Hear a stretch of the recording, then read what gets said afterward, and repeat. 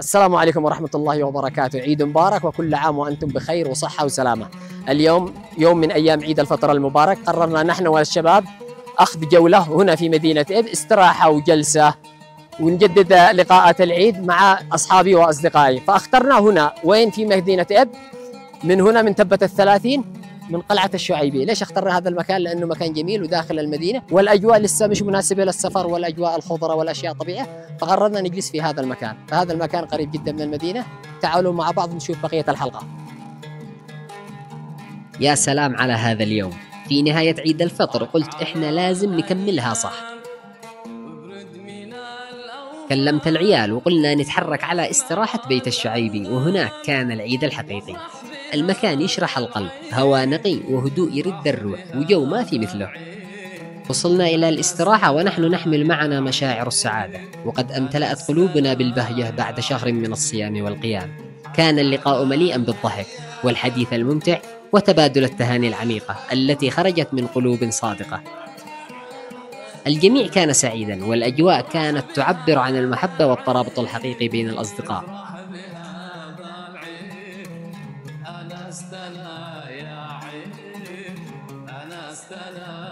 عيد الفطر هذا العام كان مميزا بكل تفاصيله، لأنه جمع بين الأصدقاء والفرح والفن في مكان هادئ يحتضن الذكريات.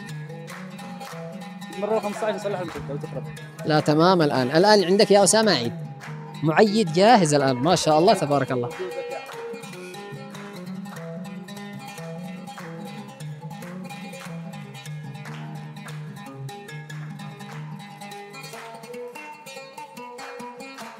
شوفوا الآن وصلنا إلى قلعة الشعيبي. هذه الاستراحة ومنتزه قلعة الشعيبي حق الأخ محمد الشعيبي، ما شاء الله تبارك الله. الله يبارك لهم في حلالهم ومالهم. شوفوا على فخامة. فاليوم إن شاء الله بنخزن هنا إن شاء الله في الطيرمانات هذه. طبعا هذه مش للإيجار، وإنما استراحة خاصة فيهم. ما شاء الله تبارك الله.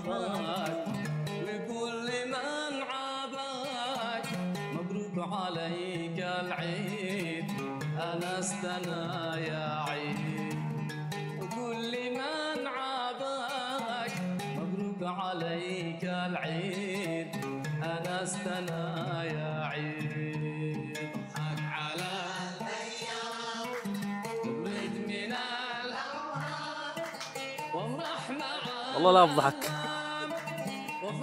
اسرق.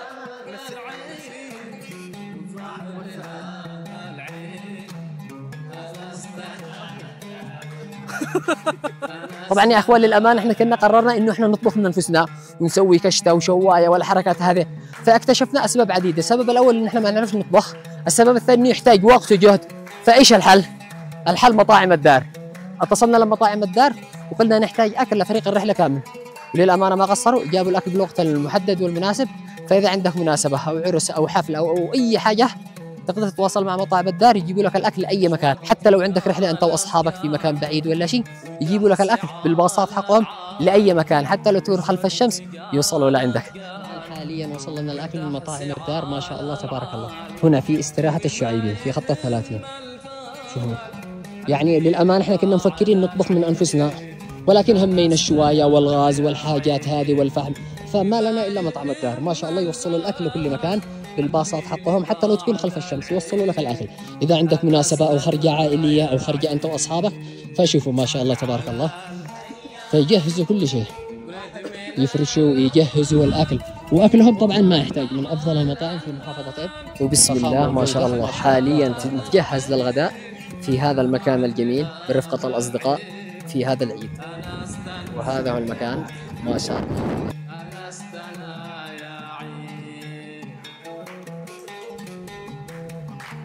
سمير سمكرة. جلسنا معا على مائدة الغداء، حيث تم تجهيز وليمة فاخرة من أطيب المأكولات التي اعتدنا عليها في مثل هذه المناسبات من مطاعم الدار. من الزربيان والمندي إلى السلطات والمقبلات، الأكل كان لذيذا، لكن الأجمل كان الشعور باللمة والونس، حيث يجتمع الأصدقاء حول مائدة واحدة يتشاركون الطعام والحديث والضحكات.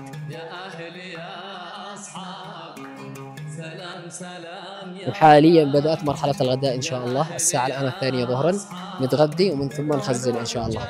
يلا اجلسوا. ما شاء الله تبارك الله. البس بس عندكم، افتحوا البس بس.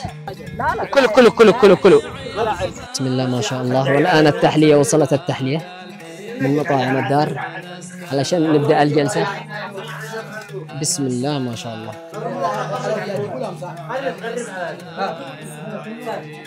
وبعد الغداء انتقلنا إلى جلسة فنية خاصة أضفت على اليوم لمسة مختلفة. استضفنا فنانا محليا موهوبا، الفنان عزام هائل، جلس معنا بعوده وبدأ يعزف لنا ألحانا عذبة. طلع بالعود وبدأ يدندن وإحنا ساكتين، لا لا لا، بس عيوننا تضحك وكل واحد مغمور بصوته. غنى لنا من التراث ومن القلب وإحنا نرد عليه من أعماقنا. واحد يصفر، الثاني يصفق، والثالث دخل جو وكأنه حفلة زواج. الجو كان ما بين الطرب والونس، وكل نغمة كانت تحفر ذكرى جديدة. أقول لكم شيء، ما كانش يوم عيد بس، كان يوم يحكى.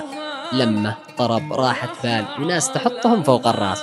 ومن لا عاش لحظة زي كذا خسر كثير.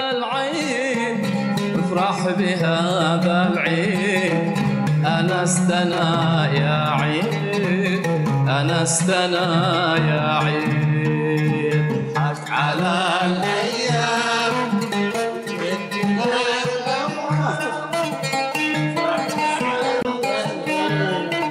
وافرح بهذا العيد، افرح بهذا العيد، أنستنا يا عيد، أنستنا يا عيد.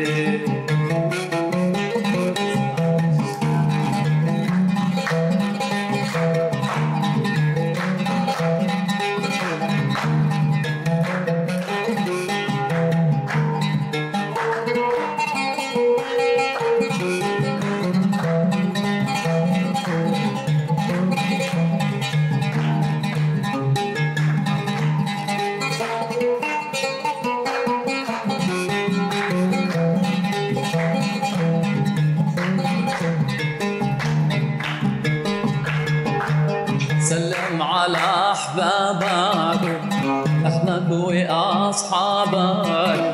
سلم على أحبابك، أحمد وأصحابك.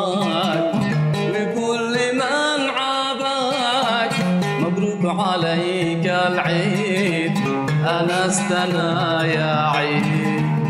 وقول لمن عابك مبروك عليك العيد، أنستنا يا عيد. حق على الأيام نبرد من الهوام، وافرح مع الأنغام، وافرح بهذا العيد، وافرح بهذا العيد. أنستنا يا عيد، أنستنا يا عيد. إلى هنا وصلنا إلى نهاية حلقة اليوم. إن شاء الله إنكم استمتعتم معنا، ونشوفكم على خير في حلقات قادمة، وكل عام وأنتم بخير.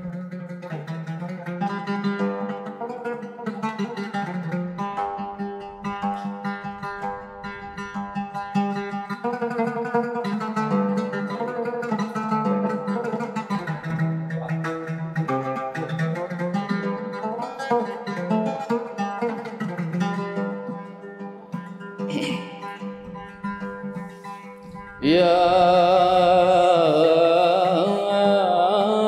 ليل أين الحبيب،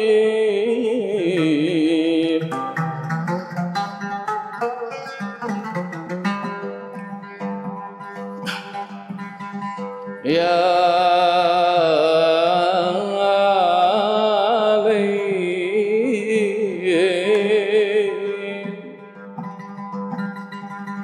أين الحبيب.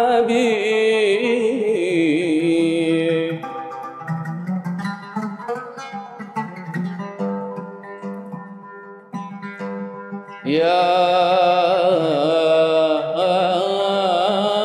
ليل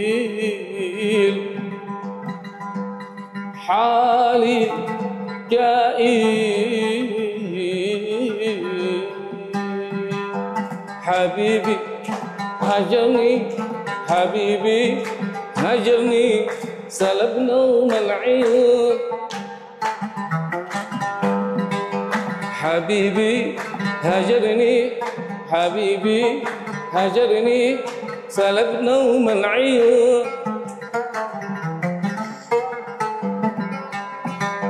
ولا يوم رحمني ولا يوم رحمني وخفف للشجون ألا يا ليلي كلمني حبيبي حبيبي واشرح حالتي ألا يا ليلي كلمني حبيبي حبيبي واشرح حالتي